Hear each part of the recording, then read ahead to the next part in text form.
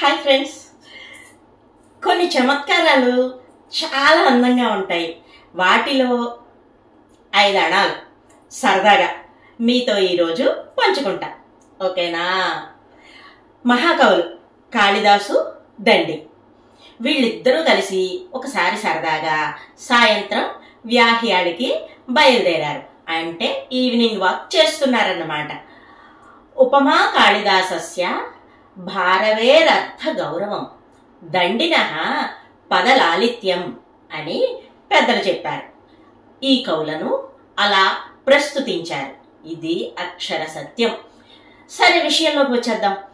Evening వాక్కి వచ్చిన వాళ్ళిద్దరి చేతిలో కూడా తాంబూలం వేసుకునేందుకు తగిన పదార్థాలు పెట్టుకునే బాక్సులు ఉన్నాయంట ఇద్దరి చేతుల్లోనూ. ఇద్దరు తాంబూల సేవనం చేస్తూ తమకి ఎదురుపడిన వారిపై జోక్స్ వేసుకుంటూ నవ్వుకుంటూ ఇంకా వాదించుకుంటూ వెళుతున్నారు. అంతలో వాళ్ళకి ఓ చక్కటి అమ్మాయి ఎదురుపడింది. ఆమె ఒక వారకాంత.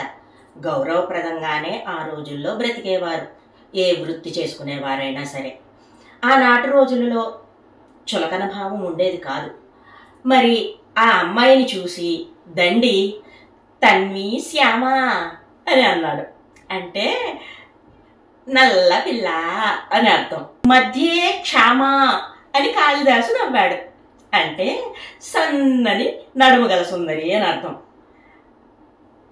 ఆ అమ్మాయి వచ్చి కాళిదాసుకి నమస్కరించబోయింది. ముందర పెద్దవాళ్ళకే అంటూ దండి వైపు చూపించాడు కాళిదాసు. దండి కాళ్ళకి నమస్కరించి తర్వాత కాళిదాసుకు కూడా నమస్కరించింది ఆ అమ్మాయి. దీర్ఘాయుష్మాన్ భవ, సకల విద్యా ప్రాప్తిరస్తు అని దండి దీవిస్తుంటే కాళిదాసు కూడా గొంతు కలిపాడు. ఆ అమ్మాయి వెనక్కి తిరిగి వెళ్ళిపోసాగింది. పిల్ల అని పిలిచాడు దండి. ఆ పిల్ల వెనక్కి తిరిగింది. దగ్గర ఉన్నటువంటి తాంబూలం పెట్టి చూపిస్తూ తోర్ణమానీయతాం చూర్ణం పూర్ణచంద్ర నిభాననే అన్నాడు. అంటే ఓ చంద్రబింబాన్ని పోలినటువంటి ముఖం కల్ పిల్ల, తొందరగా సున్నం తీసుకురా అన్నాడన్నమాట. ఇంతలో కాళిదాసు తన పెట్టి తెరిచి చూశాడు. అందులో తమలపాకులు లేవు. వెంటనే ఆ పిల్ల వైపు తిరిగి నవ్వుతూ విలాసంగా పర్ణాని స్వర్ణ వర్ణాని కర్ణాంతా కీర్ణలోచనే అన్నాడు.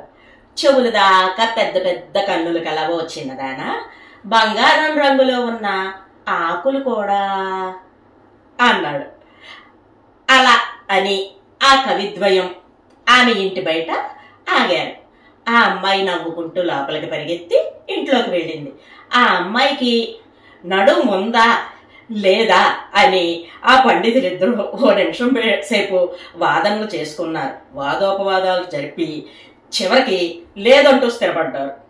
ఇంట్లో నుంచి ఏవేవో గుసగుసలు చిన్న చిన్నగా మాటలు వినిపిస్తున్నాయి బయట నుంచున్న కవిశ్రేష్ఠులకు. ఇంతలో ఆ వనిత ఆకులు సున్నం పట్టుకొచ్చి కాళిదాసు దగ్గరికి వెళ్ళి ఆయనకి ఆకులు ఇచ్చింది. ఆ తర్వాత దండికి సున్నం ఇచ్చింది. ఇద్దరికి నమస్కరించింది.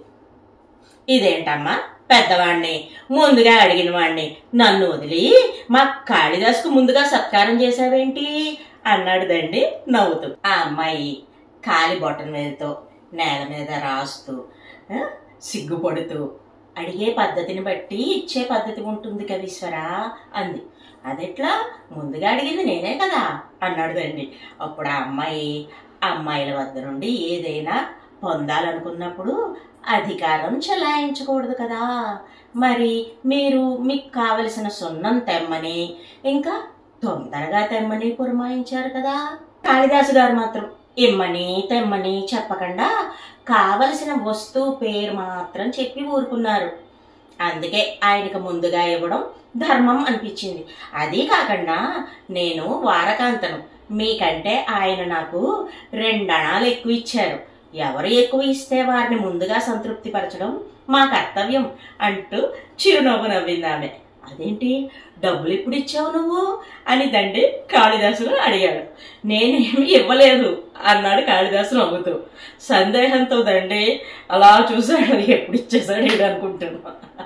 ఆయన ఇచ్చారు మీరు ఇచ్చారు అని రాగఛాయలో వారు ఇంతకు ముందు చెప్పినటువంటి శ్లోకాన్ని గుర్తు చేసింది ఆ అమ్మాయి. తోర్ణమానీయతాం చూర్ణం పూర్ణచంద్ర నిభాననే అని ఇంతకు ముందు దండి అన్నారు. అందులో 3 అణాలు ఉన్నాయి, తెలుగు అణాలు.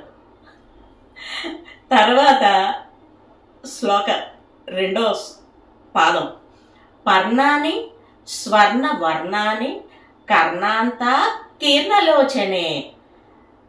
పర్ణ స్వర్ణ వర్ణ కర్ణ కీర్ణ 5 అణాలు ఉన్నాయి అక్షరాల కింద అని శ్రావ్యంగా ఆ సంస్కృత శ్లోకాన్ని చెప్పింది ఆ చిన్నది.